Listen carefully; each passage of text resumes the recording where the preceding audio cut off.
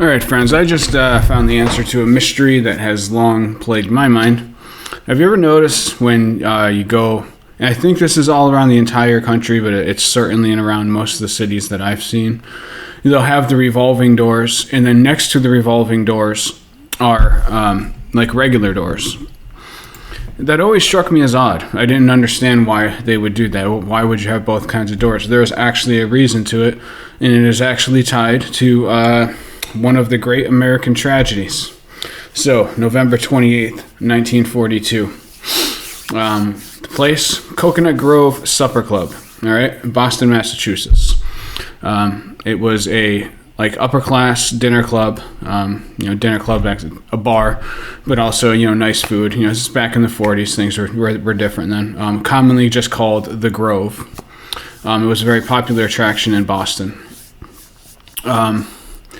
And so, on the night in question, the place was packed. It was beyond its legal capacity. Again, 1942, such things tended to not be observed quite as much or quite as closely as they are today.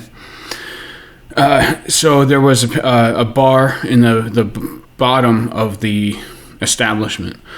A light went out, and the busboy, whose name this is going to be difficult to say. It's a Polish last name. Polish last names are always difficult to say for non-Polish people, but Stanley F. Tomaszewski, perhaps. 16-year-old busboy goes down there to try to fix it, to light his way. The light bulb's out, so he has no light. So no cell phones, no smartphones back then. Lights a match, old school way. Uses that match, fixes the light bulb.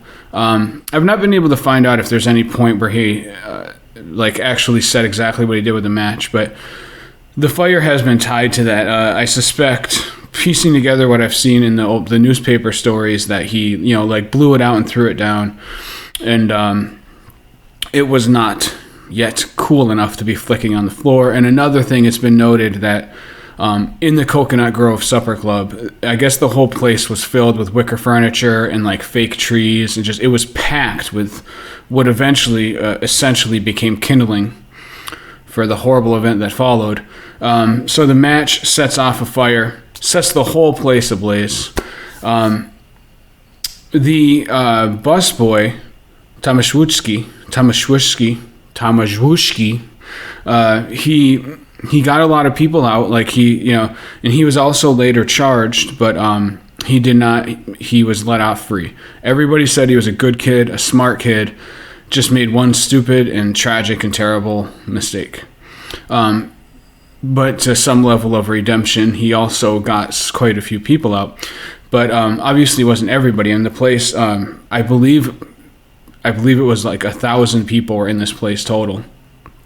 And so people started rushing out the doors. The guy who owned the place, Barnett Wilansky, he was a lawyer who was believed to have been connected with the mafia.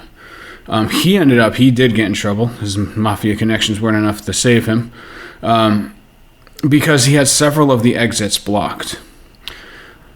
But there was a revolving door for people to get out. But what ended up happening, and this is pretty horrific, so a dude got his foot caught in the revolving door, which ended up leading the whole revolving door to just become a blocked mass of people.